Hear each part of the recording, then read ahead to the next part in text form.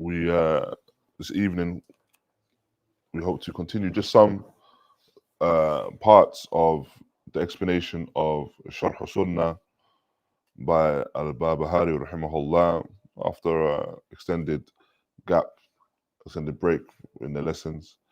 And it'll be a short lesson today, just given the time where inshallah we wish to just go through as much as we can within this time, bi'idhnillahi ta'ala, without extending for too long and leaving it too late.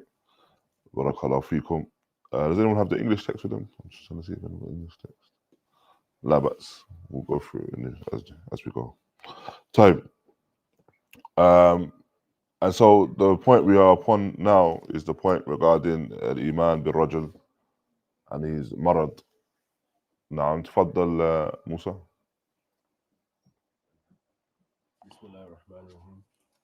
الإيمان بأن الرجل إذا مرض أجره الله على مرضه نعم. الشهيد يأجره الله على شهادته نعم والشهيد يأجره الله على شهادته. And so this point here mentioned, and sometimes these points are, depending on where you read, will be divided into two. So the first of those two being al-Iman بأن الرجل إذا مرض يأجره الله على مرضه. So a man, if he becomes sick, then Allah Ta'ala will reward him based upon that illness. The second half being in relation to the shaheed, and the shaheed يأجره الله على شهادته. Allah Ta'ala will reward the shaheed, reward the individual that is martyred, upon his martyrdom. And so the first point here, barakallahu feekum, and the reason why both points are mentioned together, because both points are mentioned together because an individual is musab bi shay min al-musibah. An individual is faced, and what is overcomes him is some form of harm or trial or tribulation, whether that trial or tribulation be the trial or tribulation of the marad, the illness, or death itself by way of martyrdom.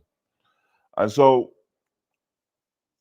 it mentions this matter of the one that becomes sick, and that if he is patient, he's a sabr. So if he's a mu'min, if he's a believer, wa sabr wa ihtasab. However, he doesn't have any doubts, so he has sabr, and he wishes to gain some reward from that. فإن الله يثيبه على مرضه. Allah Ta'ala reward him based upon that illness. And that which is the matter or the affair of the mu'min, as mentioned by the Nabi alayhi salatu wasalam, that was amazing for the Amr al-Mu'min. In amrahu kulluhu khair. Indeed, his affair, all of it is good. All of it is good. وليس ذاك لأحد إلا للمؤمن إن أصابته سراء شكر فكان خير له. And so there's no scenario for the believer except, for example, if he finds some khair or something that brings happiness to him, comes to him, then it's khair lahu. And if he is someone that is grateful, then it's good for him. So if good comes to him and he's grateful for that good, if he receives a blessing and is grateful for that blessing, then he's rewarded for that. When أصابته ضراء صبر فكان خير له. And if some harm comes to him, and he receives that with sabr, he receives that with patience, then again this is good for him. And so this is the matter on the affair of the mu'min, the believer. that the believer, first and foremost, if he receives some form of good, then as a result of that good that he receives, he'll be an individual that is shakir. He's an individual that is grateful. And that gratitude is a means of him increasing in good as well. The one that achieves that gratitude, or the one that's upon that gratitude, that's the means of increasing that good. Barakallahu feekum. Whilst if as well, he's an individual that receives that good and he uses that good or that blessing in the remembrance of Allah or the obedience to Allah tabarak wa ta'ala, then he has made that gratitude manifest. This is the manner in him and naturalizing that gratitude. And so with that being said, the believer, he achieves the reward by manyfold in that regard. He achieves the reward by way of not only the gratitude that he is upon, so the gratitude, and that's the reward for the gratitude in of itself. But also the gratitude becomes manifest by way of ibadah, by way of ta'ah, by way of a person being upon obedience. And so that act in of itself is rewarded separately as well. For example, Allah Ta'ala bestows upon a servant wealth. He bestows upon a servant wealth. And with that wealth, the servant yatasaddaq. He gives sadaqah, he gives something from his wealth in charity. And this is him now manifesting that matter of shukr, because he knows that that wealth is from the rizq of Allah tabarak wa ta'ala. And he's only come upon that wealth because Allah Ta'ala has decreed it for him. And it's Allah Ta'ala that has ordained for him to have that wealth. And so he uses it, spends it in the way of Allah. So now he's rewarded for that shukr that he has, for that gratitude that he has. And likewise, barakallahu feekum, he's rewarded for the action of the sadaqah itself that he spent in the way of Allah. And so this, as we understand, is one which was a matter which is of great benefit for the believer. And no doubt is something which is specific for the believer, due to the fact that if now we look at the hal of the kafir, the disbeliever, if he's blessed with something, then his response may be of manyfold. His response may be a response where he initially is grateful, but does not show that gratitude towards Allah Tabarak wa Ta'ala. So he doesn't show that gratitude.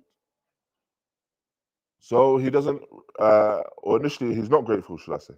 So when he receives that blessing, he does not direct that gratitude towards the one that is deserving of that gratitude. Allah has that, Allah Ta'ala, the one that bestowed it upon him. Why? Because aslan he's not upon tawheed and iman. And so because his i'tiqad, his creed is devoid of tawheed and iman, he does not direct that gratitude towards Allah. Naam, because it's not the default of the kafir to direct gratitude towards Allah.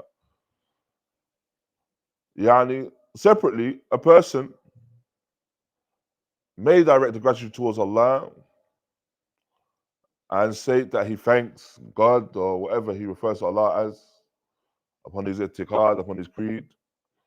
However, again, because his actions are devoid of tawheed, he's not upon tawheed, the tawheed of Allah Tabarak wa Ta'ala, as a result, he's not rewarded for his actions. Naam, his actions will not avail him, because he's not a person of ikhlas. Because a person of ikhlas, no doubt, upon them is to adhere to tawheed al-uluhiyyah, tawheed al-ibadah. A person of ikhlas, upon them is to adhere to the tawheed of ibadah, the tawheed al-uluhiyyah. And if a person is truly upon ikhlas, they'll be upon tawheed al-uluhiyyah. And a person cannot be upon tawheed al-uluhiyyah except with ikhlas. These two things go hand in hand. You cannot have one without the other, barakallahu fikum. And so that's the affair when it comes to the believer being blessed with the particular means of khair that brings about happiness to him. And as for the if a person is faced with a trial or a hardship, and he faces that hardship with sabr, he faces that hardship with sabr, with patience. In of itself, that patience is rewarded. That patience that he has is rewarded. And of course, upon the individual, when it comes to the patience, the levels of patience, is that the person, he remains patient and he doesn't act out in disobedience. And what will aid the person in remaining patient is the statement of the Messenger of Allah sallallahu alayhi wa sallam, and reflected upon the statement of the Nabi alayhi salatu wasalam. أشد الناس بلاء الأنبياء ثم أمثل فأمثل. That the individuals that face the most severe harms and trials were the Anbiya, and then those that were like them, and those that were like them. And so, and if an individual truly wants to cling to the Sunnah of the Nabi alayhi salatu wasalam, and he truly takes him alayhi salatu wasalam as a qudwa, as an example, then he must understand that he may face the trials, or some form of trial, just as the Anbiya wal Mursaleen faced. Just as the Anbiya wal Mursaleen that they faced. Because if we understand that the prophets and messengers, they face trials and tribulations, then we understand with that, the one that traverses upon their path, upon their way when it comes to their creed, upon their way when it comes to their da'wah, then they will face trials likewise. And so he's content with that, because he's within good company. That the Anbiya Mursaleen, they face trials, and he's within that company, these individuals. And so what is required from the individual, at the very least, is that he is a sabir, and he's that he's an individual that is content with that trial. Or he doesn't face that, he doesn't respond to that trial with anything which is haram, muharram. So an individual doesn't face a trial and respond in a manner which is haram. For indeed, as is mentioned, when it comes to sabr, when it comes to patience, then patience is of three types. The patience of the servant when it comes to adhering to the wajibat. Patience of the servant when it comes to adhering to the wajibat. So sticking to that which is obligatory. That he remains patient so that he may remain upon obligatory acts. The second is patience in staying away from the muharramat. Is that the person remains patient when it comes to that which is haram. That he stays away from that which is haram, and he remains steadfast in that regard. The third is the patience, is the sabr fima or fi aqdarillah. Patience in relation to what Allah subhanahu wa ta'ala has decreed. And with those last two, of course, the point was upon the individual that he does not respond to that patient or to that trial with that which is muharram, which is haram. For example, a person may be harmed by another individual, and he may seek by way of that some form of vengeance. As Shaykh Islam Ibn Taymiyyah raḥimahullāh, he mentions one of the greatest forms of patience is the patience with the khalq. It's patience with the creation, i.e. with harms of the creation, harms of the people. For indeed, the nafs tamīl ila intiqam. For indeed, the nafs, the person's within their own self, it inclines towards intiqam, vengeance. And it's something which if a person reflects, they would be aware of this. That if now you have seen a harm from an individual or perceive a harm from an individual, and due to that perceived harm or the actual harm, you have that desire to rectify, or what you may regard as rectification. And that rectification may be rectification which is solely attached to the dunya. And if that rectification is solely attached to the dunya, then that is a rectification that is built around yani intiqam, built around vengeance. And this is something which is natural. A person, if you can see the one that is harming you, then you want to respond in kind. You want to respond in that same way. And so this is why Shaykh al-Islam Ibn Taymiyyah mentioned this is the most from the greatest form of patience.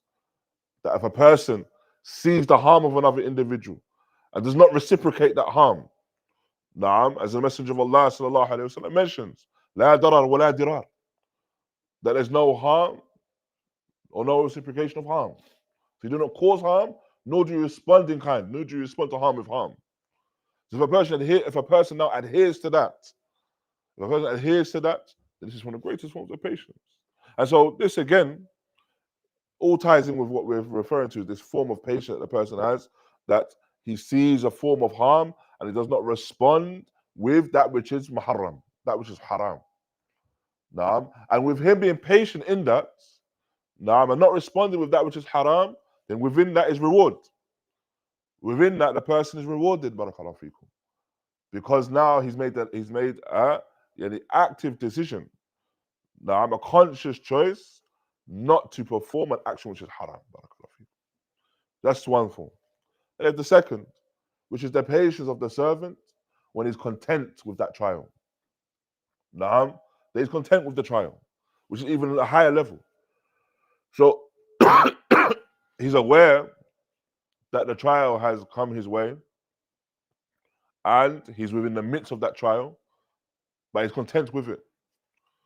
Because he knows that Allah Ta'ala is trialing him, but this trial is something which is temporary. Why? Because the trial is occurring within the dunya, and the dunya, our movement generally, is temporary anyway. So he's aware that this trial is temporary, and he's content with that notion. He's content with the fact that the dunya is temporary, and that trial, as a result of it being within the dunya, is temporary. And so this is now, in of itself, a higher level of patience, and thus again was rewarded. And then the highest level of patience is that the person faces that trial and they are pleased with the trial that they're faced. And they're pleased with it. Not only content, but pleased.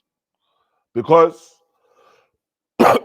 based upon their ilm, based upon the knowledge that they have,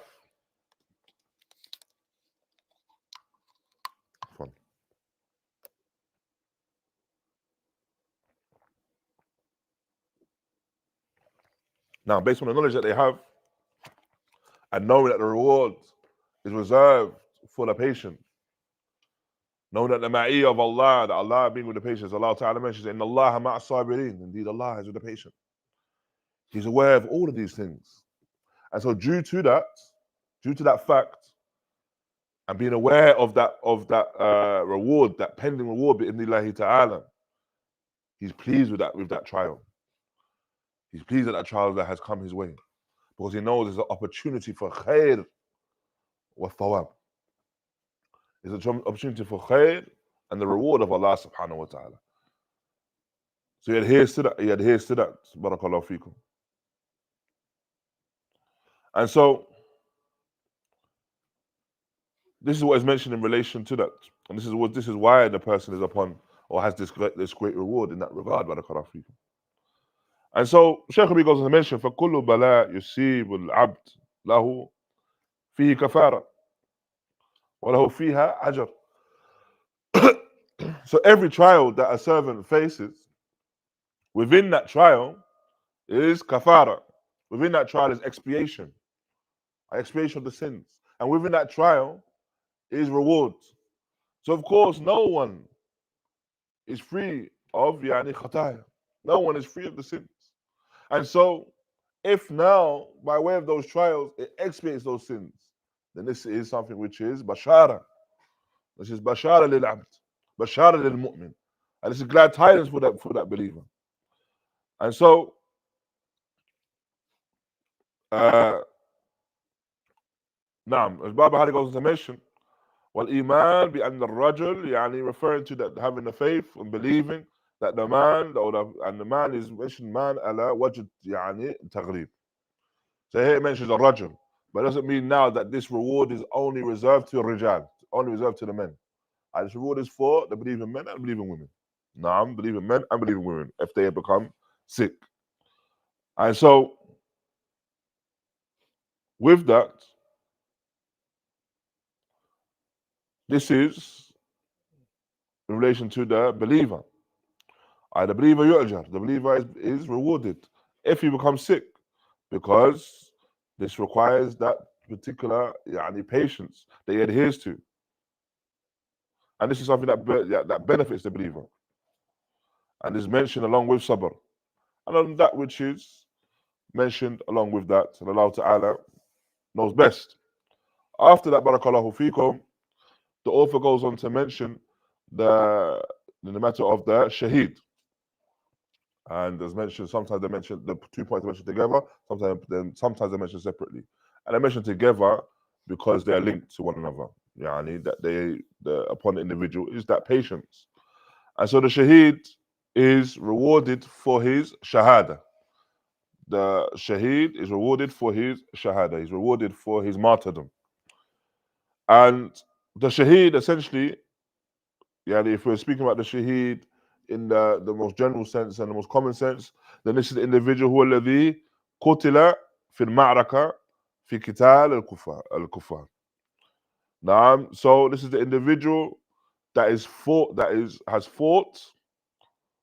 naam, and is killed in a ma'raka, is killed in a battle whilst fighting against the kuffar. ويقاتل لتكون كلمة الله هي العليا. And his fighting was for the cause of making the kalimatullah, the kalimatul tawheed, the most high. نعم. وهذا غفر الله له كل شيء إلا الدين. يغفر الله له كل شيء إلا الدين. That Allah subhanahu wa ta'ala, for this individual, Allah ta'ala forgives everything for him except for the debt.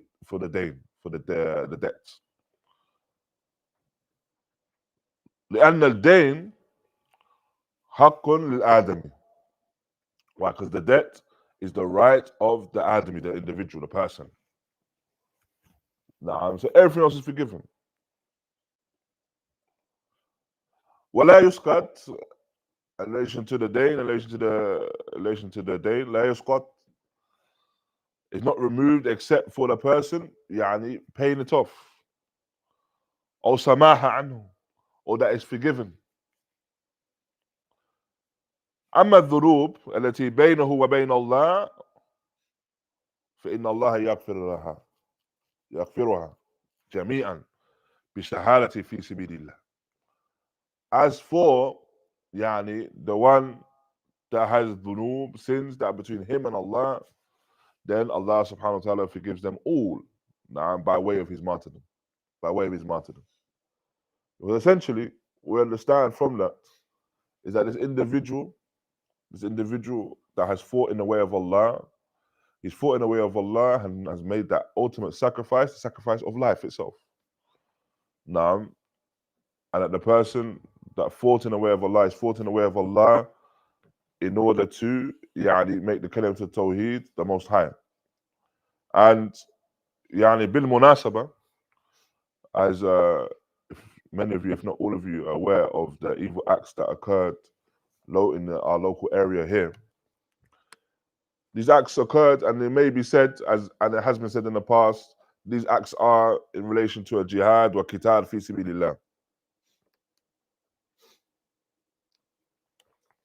And that the motive for such attacks are in the aid of the deen of Allah subhanahu wa ta'ala. And upon us is to understand, first and foremost, going back to the point we was mentioning earlier, the point regarding sabr. The first point in relation to that is that irrespective of whatever this person's motives were, or whatever he sought to mention his motives were, it is not for the person to take matters into their own hands and reciprocate harm with harm. Just because you witness dhulm does not now allow you to become a dhalim.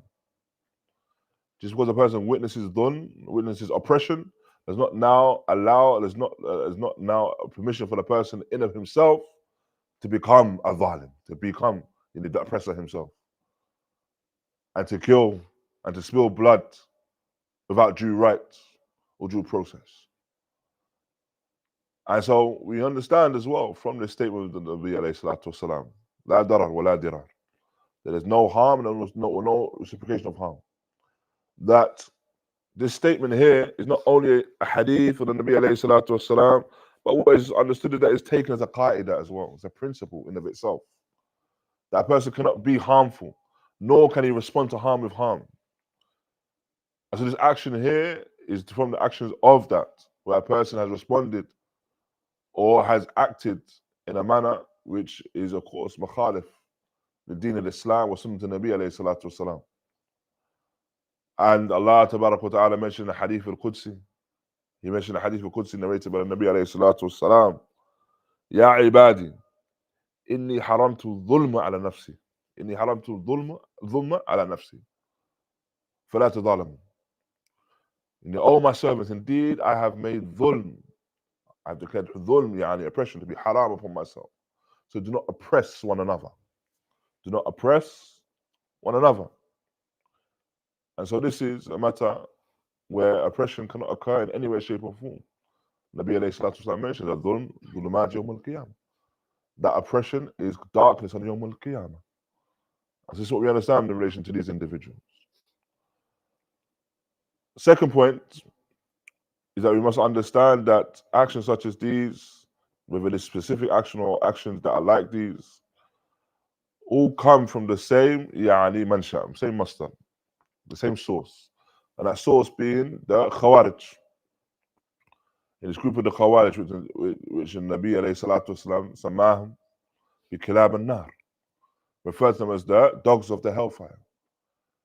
The Nabi alayhi salatu wasalam referred to them with the most evil, gave the most evil description in response to that evil that occurred. And that with their appearance within the ranks of the Muslims, we have not found that they have acted except that they've brought greater harm to the Muslims, whether it be directly or indirectly. Beginning back with the actions of Abdurrahman ibn Muljam. Abdurrahman ibn Muljam and his killing of Ali ibn Abi Talib. And it shows you, barakallahu fikum, that the extent in which bid'ah can lead an individual and the harms that it can cause and the bloodshed that it may eventually cause. And so when we're mentioning here now, the fadl of the shaheed, the fadl, the virtue of the shaheed, the virtue of the martyr, and all the sins are forgiven except for the dayn, except for his debts. All sins are forgiven. Why? Because he fought to make the kalimat of Tawheed the most high. Kalimatillah al-uliyah.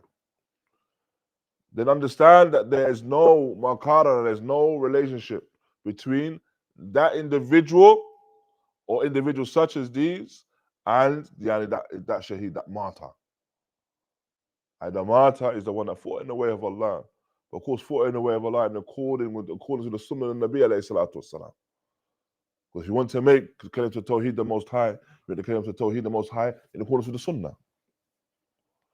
And not according to a person's whims and desires. And so, as mentioned, from these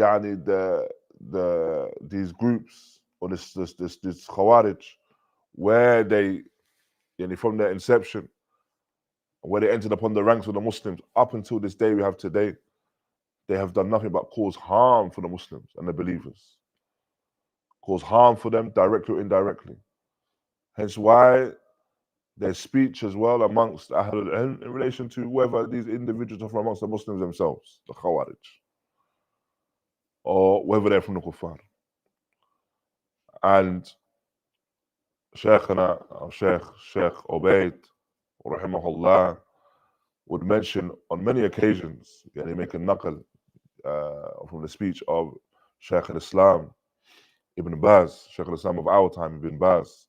He would mention, raḥimahullah, that Shaykh bin Baz was of the opinion that the Khawarij were from the non-Muslims, from the Kuffar, and would assert that the Khawarij were from amongst the Kuffar. And so this is due to the evil that was found amongst them, and that we have narrations, of course, that tie in with that, how they would leave the deen.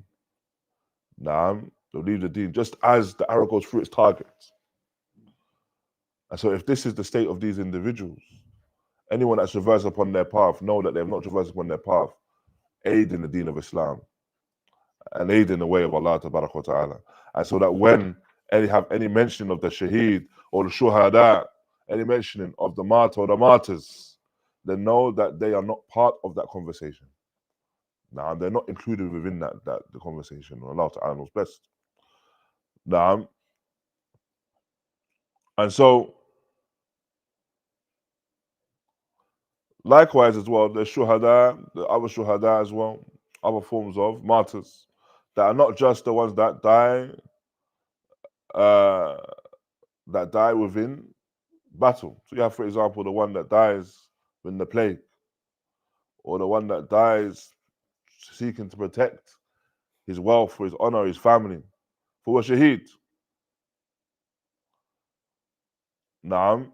And so you have, for example, the one that dies in a haditha or a hadith, which is mafajir.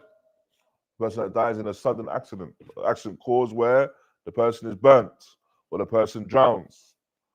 Then this also is regarded as the being the shaheed. Naam. Lahu ajr shaheed. And the person has the ajr, has the reward of the shaheed.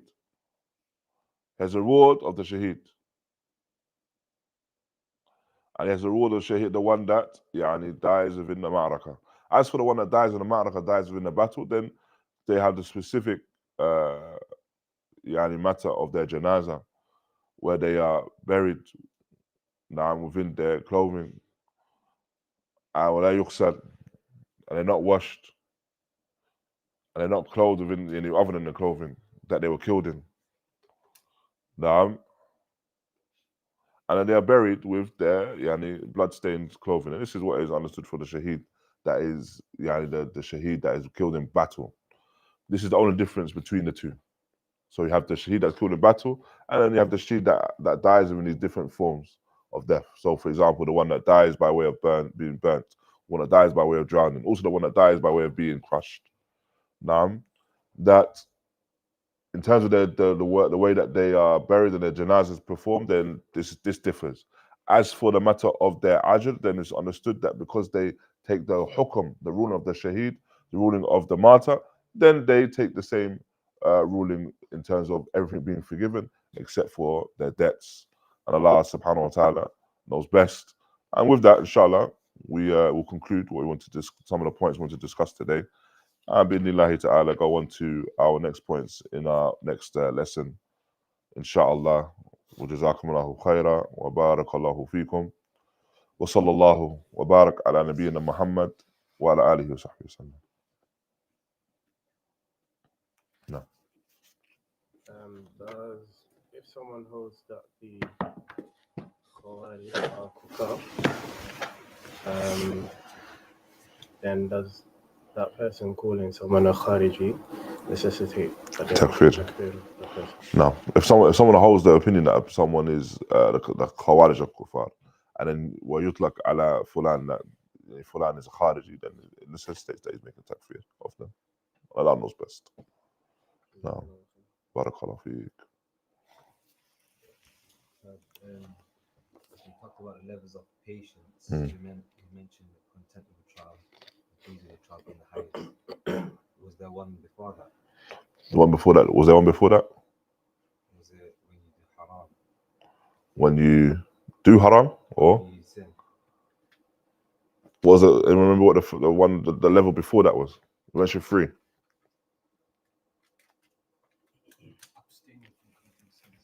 No, abstaining from committing sins. So if you face a trial, you abstain from sinning in response to that trial. No. So you stay away from the haramat in response to that trial. No. So once you get the reward of the shaheed, does that apply to those who haven't reached the age of taklif, but they die in that manner? Allahu a'lam,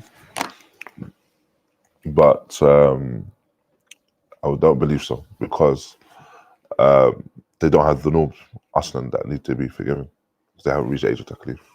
What about the other rewards, such as being able to, and members or people Intercede. Allah a'lam. I don't know. No. بارك الله فيكم. جزاكم الله خير. بارك الله فيكم إخوان. حياكم الله. جزاكم الله خير. وصلى الله وبارك على نبينا محمد وعلى آله وصحبه وسلم.